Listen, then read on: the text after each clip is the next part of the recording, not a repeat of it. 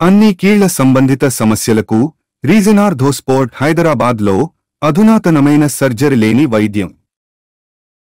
నాకే ఎందుకిలా, నన్నే ఎందుకిలా అంటూ ఆ ఎమ్మెల్యే తెగ ఫీల్ అయిపోతున్నారా?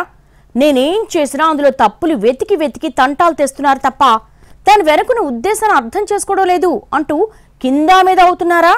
అప్పుడెప్పుడో ఆవేశపడ్డది నిజమే, కానీ అంటూ ఇప్పుడు కొత్త రాగాలాపన చేస్తున్న ఆ ఎమ్మెల్యే ఎవరు?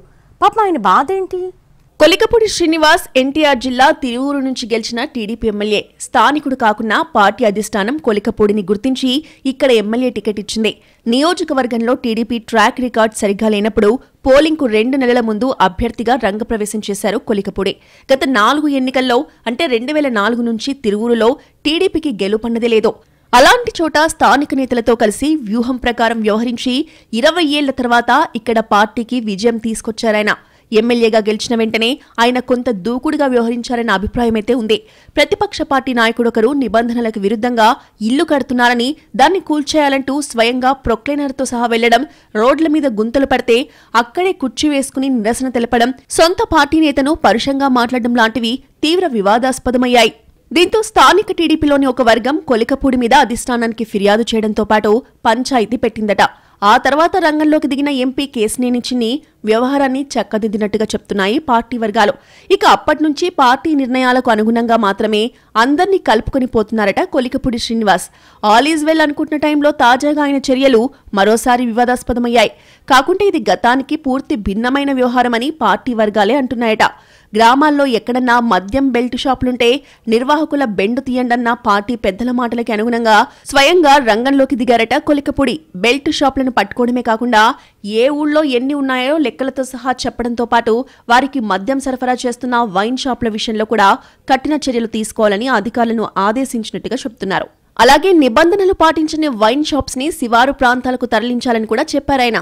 ఆకస్మిక తనిఖీలు చేస్తూ అక్రమ మద్యం వ్యాపారులకి దడ పుట్టిస్తున్నారన్నది లోకల్ టాక్. కానీ దీన్ని కూడా నెగిటివ్ కోణంలో చూస్తూ తనను అప్రదిష్టపాలు చేసేందుకు కొందరు ప్రయత్నిస్తున్నారంటూ ఫీల్ అవుతున్నారట ఆ ఎమ్మెల్యే. అంతకుముందు చేసిన పనులంటే సరే, ఇప్పుడు ఈ విషయంలో కూడా తానేదో తప్పు చేసినట్టు ఎక్స్పోజ్ చేయడానికి ప్రయత్నిస్తున్నారంటూ ఆవేదన వ్యక్తం చేస్తున్నారట శ్రీనివాస్.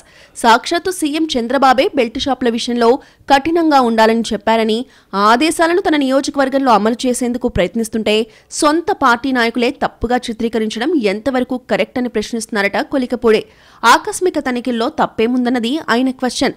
మరోవైపు ఎమ్మెల్యే అలా యాక్టివ్ అయ్యేసరికే కొందరు మద్యం దుకాణదారులు తమ షాపుల్ని పట్టణ శివారు ప్రాంతాలకి మార్చుకోవాలనుకుంటున్నట్టు చెప్పుకుంటున్నారు స్థానికంగా. అదే సమయంలో ఎమ్మెల్యే కావాలనే ఇలా హడావిడి చేస్తున్నారన్నది ఇంకో వర్షన్. ప్రజలకు మేలు జరిగే పని చేసినా ఓవర్ యాక్షన్ అంటూ ముద్ర వేయడం ఎంతవరకు సమంజసమన్నది కొలికపూడి సన్నిహితులు అడుగుతున్న ప్రశ్న.